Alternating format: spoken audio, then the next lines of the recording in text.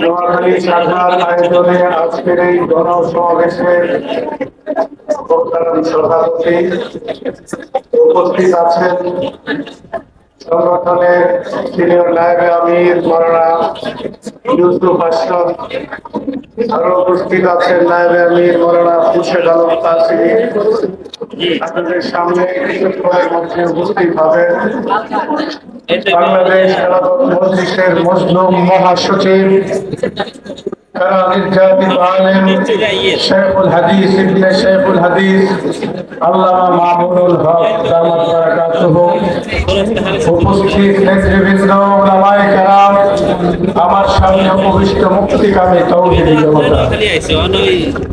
আজকে আমরা যখন সমাবেশ করছি, গত 16 বছর এদেশের মানুষ তারা তাদের ন্যায্য অধিকার নিয়ে, কোন দাবি নিয়ে কখনো কোনো কথা সুন্দরভাবে সরকারের কাছে উপস্থাপন করতে পারেনি। তার কারণ আমাদের ক্যামেরাগুলো লাইভ দিবে। বাংলার মসনদে একটা ফেসিবাদ ছিল, আমরা একসাথে দেব। শেখ হাসিনা, খুনি হাসিনা। শেখ হাসিনা গোটা বাংলাদেশের সব ব্যবস্থাকে ধ্বংস করেছিল। সে সব কিছু ধ্বংস করে বাংলাদেশের মসনদে টিকে থাকতে চেয়েছিল। ভাইয়েরা আমার, আজকে গত 5ই আগস্টে গণ অভ্যুত্থানের মধ্য দিয়ে শেখ হাসিনার পতন হয়েছে। এদেশের মানুষ এখন নতুন ভাবে ভাবতে শিখেছে। আমরা আর সোনার বাংলা দেখতে চাই না, সবুজ বাংলাও চাই না, নতুন বাংলাও চাই না, ডিজিটাল বাংলাদেশও চাই না, এবার খেলাফতের বাংলাদেশ চাই।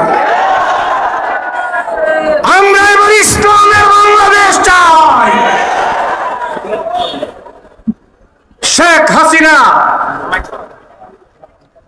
গত 5ই আগস্টে, জুলাই যখন আন্দোলন শুরু হলো, কোটা সংস্কারের দাবিতে ছাত্ররা যখন মাঠে নামলো, শেখ হাসিনা ছাত্রদের বুকে গুলি করার নির্দেশ দিয়েছিল। আপনারা দেখেছেন, মিডিয়াতে এসেছে, পুলিশ কর্মকর্তা কুলাঙ্গার স্বরাষ্ট্রমন্ত্রী আসাদুজ্জামান কামালকে দেখিয়ে বলে, স্যার, একজনকে গুলি করলে